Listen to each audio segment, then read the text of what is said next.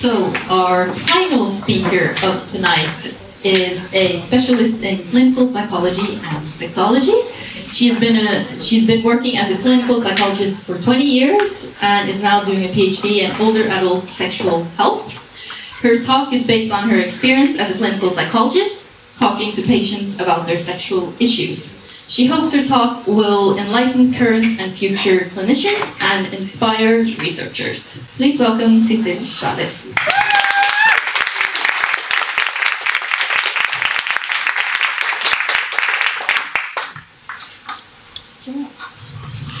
Okay, so we're talking about horniness in session, which is embarrassing and but interesting. We need to talk about sexuality with our clients. And we need to talk to them about the positive experiences, not only the negative ones.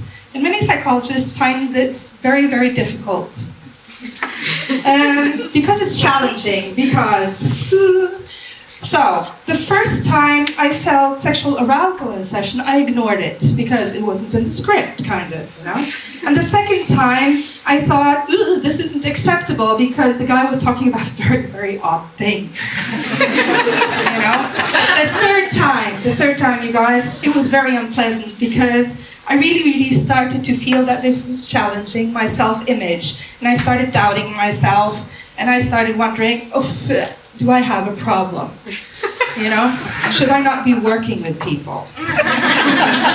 So I ran off to my supervisor, who tried to give me some pointers in the direction how to understand all this with this arousal. And he gave me this chaos, of all these concepts, and it was very, very confusing, and it wasn't very much enlightening. And he also said that, well, you know, feeling arousal in session is kind of an expression of unconscious desires.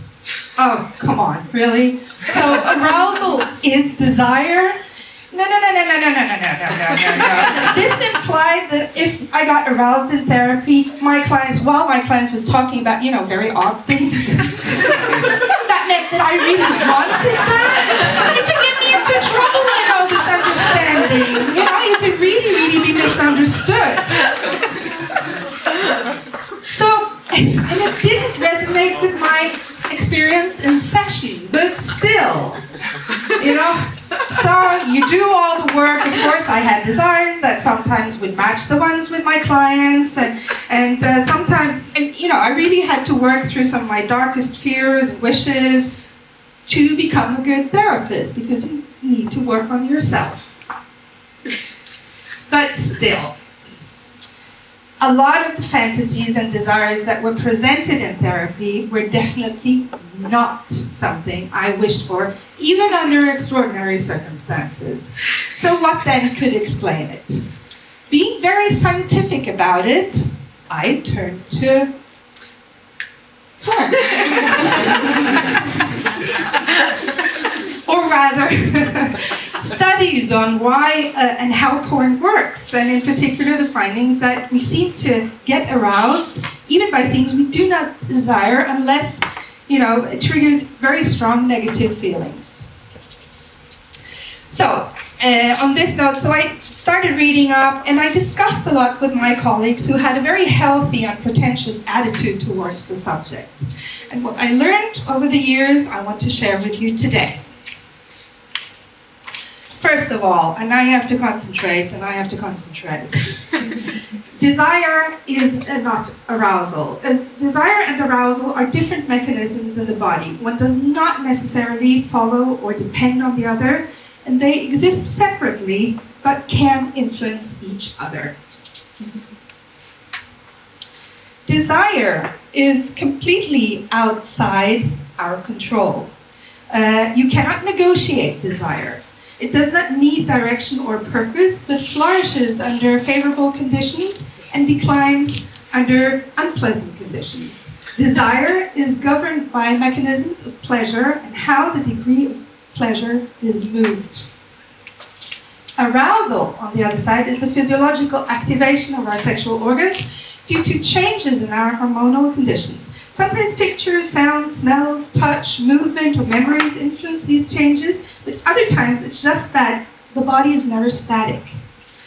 So When pleasurable enough, arousal connects with desire. But horniness, the green thing there, is both desire and arousal hooked up, generating an escalation in intensity together with purpose and direction. Meaning ideas like what, who, where, and how.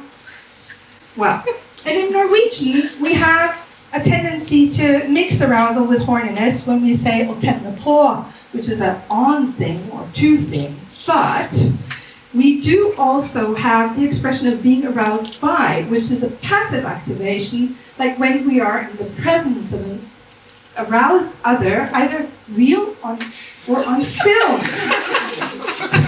So, humans are animals, of course, and through mirror neurons, we imitate each other's behavior and emotions.